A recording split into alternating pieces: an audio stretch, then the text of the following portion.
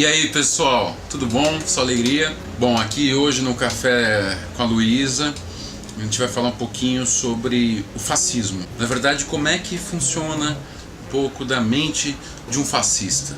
Mas antes vamos resgatar umas palavrinhas, umas ideias aí. O fascismo, a gente sabe, foi elaborado na Itália, né, pelo grupo do Mussolini. O discurso ideológico que vai ser construído, lembrando que ideologia é sempre o discurso dominante, né? Esse discurso ele vai buscar resgatar uma ideia de um mito fundador, de uma ideia de uma origem de um povo, para assegurar uma unidade, uma ideia de origem comum, né, que vai transformar a princípio todos como irmãos, uma família única, né? Portanto, quem é diferente, quem está fora, não faz parte dessa família. E a palavra fascismo vem de fasces, F-A-S-C-E-S. Os fasces são um feixe de varas com um machado dentro. Tem uma imagem aqui no livrozinho. E esse machado era um símbolo de poder carregado, e quem carregava esses machados eram os lictores. Portanto, quanto mais lictores você tinha, maior a sua autoridade. Então vocês imaginam um cônsul andando com 12 lictores, carregando esses machados, era um símbolo, né, do poder. Machado, a gente sabe, usado para cortar cabeças, né, dos condenados. No caso do fascismo que a gente tem, né, e que a gente vê, tá ouvindo falar bastante, vendo práticas fascistas, né? Como é que funciona a cabeça de um fascista? Quem que é um fascista? Fascista geralmente, no Brasil a gente sabe que o fascismo vai de todas as classes, lá de cima até lá embaixo, né? Ele não é um sujeito que tem compreensão dos processos históricos, das causas que produziram a realidade, o histórico que está. Lembra que eu falei que tem uma ideia de unidade lá de trás, né? Então, portanto, tem os invasores, os inimigos, os externos, os que são diferentes, estão fora dessa unidade, portanto, eles representam um risco para quem é daquele grupo. Além disso, as adversidades, as coisas ruins que uma pessoa passa no cotidiano, né, ela vai ser entendida como causada por alguém próximo. Já que ela não entende que é um processo histórico, que é uma estrutura para além do indivíduo, ela acredita que as pessoas atuam simplesmente por paixões, porque ela atua por paixões. Paixões como no outro vídeo que eu falei, que eu expliquei, né? Ou seja, elas não são racionais. Elas operam na margem do ódio e do amor, sempre vinculadas com um medo especialmente, né? O medo é um elemento fundamental dessa lógica fascista, né? Como também as próprias religiões muitas vezes usam medo, né? Nem todas, né? Evidente. O fascista, ele vai, por essa incapacidade de entender o processo histórico, de querer se identificar com um grupo específico que seja igual a ele, inclusive na aparência e nas vestimentas também, ele vai entender que há um indivíduo que se faz sozinho, que se faz por si mesmo. Eles compreendem as coisas, pensam, elaboram com o corpo, ou seja, produzindo imagens.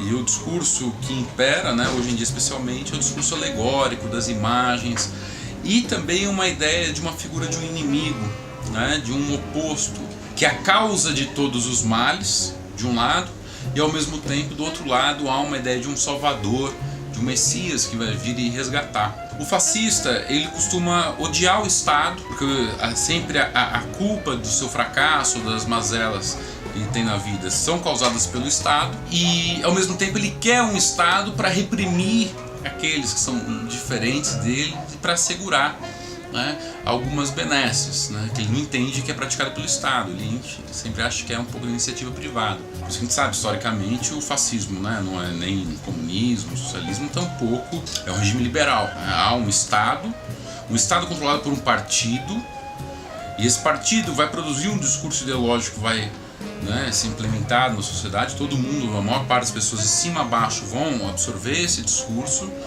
de que há um grande pai, né? A ideia de pátria vem daí, pater, né? Há um pai que protege todos aqueles. É uma relação bem familiar, então, né? Uma estrutura de família, ou seja, uma relação privada.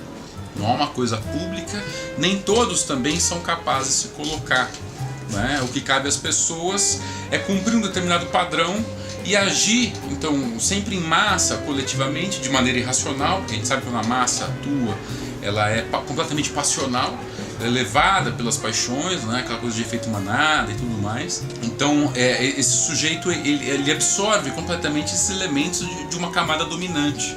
E ao mesmo tempo os símbolos de quem seria a princípio inimigo são a causa de todos os males e devem ser destruídos. Então o sujeito vê alguém de camiseta vermelha, ele não trabalha com simbólico, ele vê cor, coisa, ele odeia aquela coisa, não interessa quem está, quem é a pessoa e tudo mais, né? É muito do que a gente vive hoje, que as pessoas não conseguem trabalhar com esse simbólico. Então o menino quer o carro, a moto, um bem, a menina quer a beleza, ser mãe, ou são coisas, né, materiais, os próprios objetos, as mediações entre eles não existem, né, segundo a percepção dessas pessoas.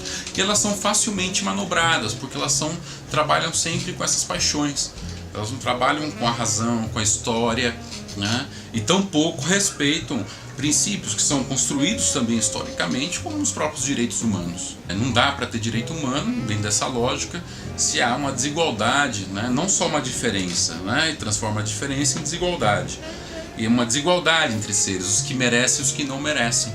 Então acho que isso é uma das coisas para se pensar, né? Em relação às práticas fascistas, essa lógica da sociedade, que a gente vê em vários setores, né? Eu brinco dizendo, dá para pegar uns 4, né? Vai no metrô, tá todo mundo lotado, as pessoas se agridem para entrar e para sair, odeiam uns aos outros e não entendem as causas que produzem aquele metrô. No caso de São Paulo, há mais de 20 anos o mesmo grupo constrói menos de quilômetros de metrô por ano e xingam, por exemplo, a Dilma. Independente do lado partidário, a gente tem que saber de quem responde pelo quê, né? E o metrô é do estado de São Paulo. Então tem um ódio a uma figura, né? E o ódio a quem está próximo e geralmente mais fraco. Outro exemplo que a gente pode pensar dessas moças que se dizem feministas radicais, né? Eu digo que se dizem porque no geral elas não entenderam o punho feminismo radical, né?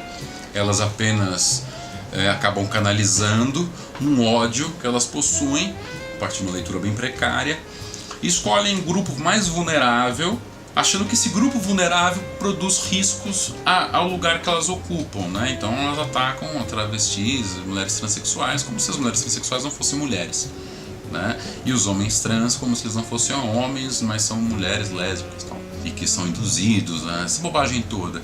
Mas o interessante é pensar esse ódio, né? Porque não enfrenta os donos do poder, as causas que produzem a desigualdade, toda essa estrutura, né? Mas pega um grupo enfraquecido. Outro exemplo que eu chamo, brincando também, não se afetem, é o paulistano, né? Geralmente aquele sujeito que tem aqueles carros gigantescos, né? SUV, né? Que chama, acho que é Stupid Urban Vehicle, que ocupa o espaço público, mas ele acha que o espaço público é o espaço privado, é dele, é um espaço privado. A rua é dele. Ele tem que compartilhar essa rua com o outro é o inimigo, seja o outro do carro, seja alguém que tem uma bicicleta, por exemplo, que é bem mais fraco, bem mais vulnerável. E se a faixa é vermelha, foi feita por alguém no adversário político, que para ele não é adversário, é um inimigo, você está usando o elemento que o inimigo fez, você se torna um inimigo ao mesmo tempo. Você vê, não tem mediações, né? Então ele ataca, joga o carro em cima do ciclista, da pessoa que está ali, né? Eu mesmo tenho uma amiga que foi atacada por um desses aí, o sujeito gritou, ela estava de camiseta vermelha, numa ciclofaixa, e o sujeito, ô sapatão comunista, até achei que era um elogio, né? O cara falou, você tem que morrer. Né? Então é essa lógica, você não vê humanidade no outro, você vê um risco e que deve ser aniquilado. O outro exemplo que eu dou é daquelas pessoas religiosas fundamentalistas, né? O pessoal diz muito que são os evangélicos, acho que é importante matizar isso aí, tem uma diferença, né? Tem os neopentecostais e dentro deles tem certos grupos. Aliás, quem é evangélico é bom se posicionar não só quando há uma crítica a religiosos, mas quando esses religiosos falam certas coisas, né, que atacam outros grupos. Mas esses que atacam, que falam que a homossexualidade, a sexualidade é doença, que tem que ser curado, que negro é amaldiçoado, que a mulher é verdela em casa, não pode ir lá e trabalhar porque destrói a família, né? Ora, esses sujeitos operam, nessa lógica fanática, operam da mesma forma que os outros. Vocês percebem que não necessariamente o sujeito é só o que eu estava brincando paulistano, ele pode ser uma paulistana radifem, uma paulistana evangélica desse tipo, fundamentalista religiosa, e daquele jeito do metrô, né? Ou seja, é uma lógica que perpassa todas as camadas sociais, né, e que leva as pessoas a praticar atos de violência de maneira completamente irracional, por um ódio cego, portanto movido por uma paixão que é estimulada especialmente pelos meios de comunicação. É uma coisa muito interessante para se pensar, para se estudar, né? Porque tem gente inclusive que é prejudicada por esse discurso, mas que compra, né? e reproduz, tá? Espero ter esclarecido um pouquinho do que é o fascismo aí, do que a gente está vivendo hoje em dia por aí nas ruas, especialmente em São Paulo. Certo? Um beijo a todas. A gente se encontra no próximo vídeo.